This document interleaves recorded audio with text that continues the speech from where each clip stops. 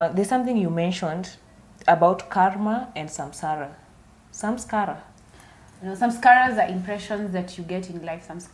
They are Sanskrit words, no need to be hung up. You can just call them impressions. Samsara is the cycle of death and rebirth. So now, this is another thing that I like about Hinduism. Yeah. Hinduism, Sanatana Dharma, not Hinduism. Just generally. It's like the philosophy of Hinduism has the concept of reincarnation, which people will debate till kingdom come. It's okay, keep debating. And birth and rebirth is reincarnation, and that's samsara and karma. And the reason why in wahenga walisema sijui kama walisema ma everything you do italipiwa tu huku duniani.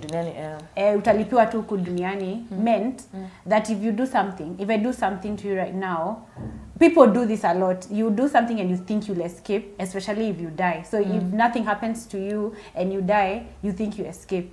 Whether it's good or bad, doesn't have to be bad. If you do a good thing, you're charitable and you need to get a reward, you die before, you have to come back so that you're repaid, and vice versa. You're an asshole to people, you have to come back and get repaid. It's that simple. No, so wait you can't get out. You posted something the other day that you must have been an asshole for you to watch. My people. It's looking at my life and I'm like, what did I do?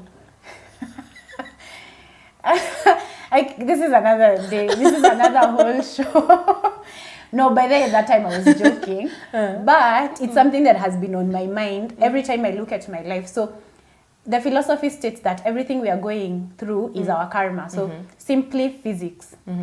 Action and reaction are equal and opposite. If you do an action, you have to get an equal and opposite reaction. If you're good, you get good results. If you're bad, you get bad results, the consequences. So if you look at your life right now, whatever you're going through is a consequence of something you did. And that is also why metaphysics and spiritual people and what are they called? New Agers, people use this concept of you create your own reality. That's what they mean. The reality you're going through right now, you created it. Now the best you can do is manage. You manage circumstances right now. Yeah. So it's no use feeling a victim. It's no use blaming people. Just live, accept your karma. Don't be a martyr. Yeah, martyr. Don't be a martyr a victim of your circumstances, because that doesn't even help you. Accept that you created it and then move on. Remember that you can't get out. Yeah. So you will die, you will get another body, and you'll come back and continue from where you stopped. What if you commit suicide? You commit suicide, you die, you get another body, you come back. And then you live out the consequences of damaging that which God created. Life is precious. You didn't just get it. So if God gave you life and you took it without his permission, you have to pay for it. So suicide is counterproductive. I actually wanted to do a video on how suicide is counterproductive. You're running away from something instead of dealing with it. Just deal with it and move on. I'm sure this is a controversial subject, but for the people who commit suicide, it's counterproductive. You're not running away from anything. And as a former suicide attempter, now that I know this, I'm glad I didn't even waste that time. Because you're wasting time. Because when you die and you get a new body, you have to live out life all over again. Instead of start learning what you need to learn and start managing life.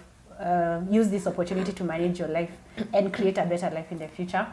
The only way to get out is if God wants you out and he comes and graces you to get out. Otherwise, it's very hard to get. You can't get out of the cycle. I was reading somewhere and they were saying life is like a prison. Here, it's actually the Bhagavatam that look at life as a prison where you're fed. You know how you keep prisoners? You don't kill them because you need them to get punished. So you'll ensure that everything is working for them. But then it's a prison where ukitoka like.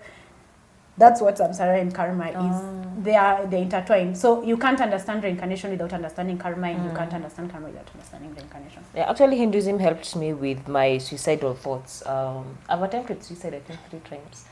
But for some reason, God kept me and all that. But in Christianity we're just told like it's wrong, but for me I want to understand why is it wrong. Yeah. But in Hinduism it is explained very well. this is an opportunity to be alive as a human being in a spiritual path. It's a gift. Yes. Why is it a gift? Because you are able now to save your soul. You know, You save your soul, who you really are. who you really are, because you are not your body, you are, your soul. So it's a great opportunity. So when you take this opportunity and squash it, and just take it as something that is not important, and the amount of souls which are willing, are praying, are begging to come as humans. Yeah, many people.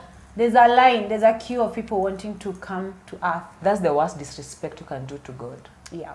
So when I came to learn that, then I stopped. Like somehow, I just stopped. I came now to appreciate the gift of life, and the gift of being a human being, and the gift of being on a spiritual path.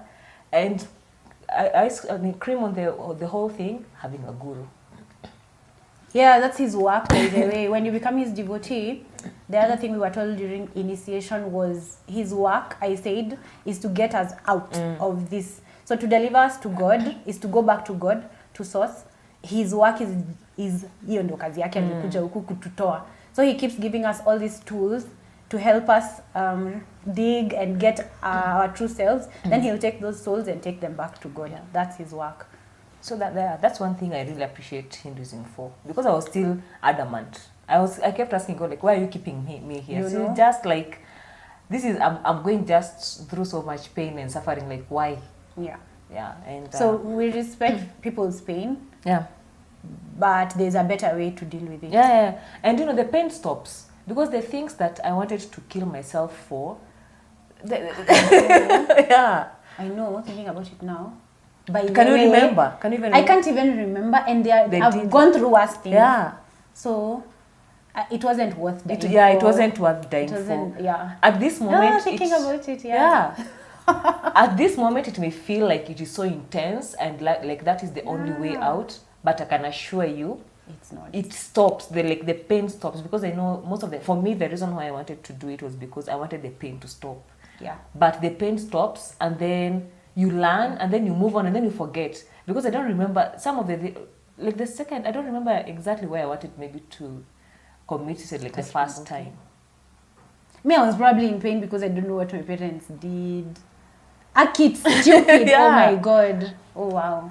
And then you realize the people who are making you want to do these things, they're just being themselves. Why can't you just be yourself and just don't give a care about what people think or what they expect from you? Yeah, don't live your life to please people or to be accepted by these people. These people, you'll not be with them in the next life. Imagine what we should be focusing on in this life is getting out.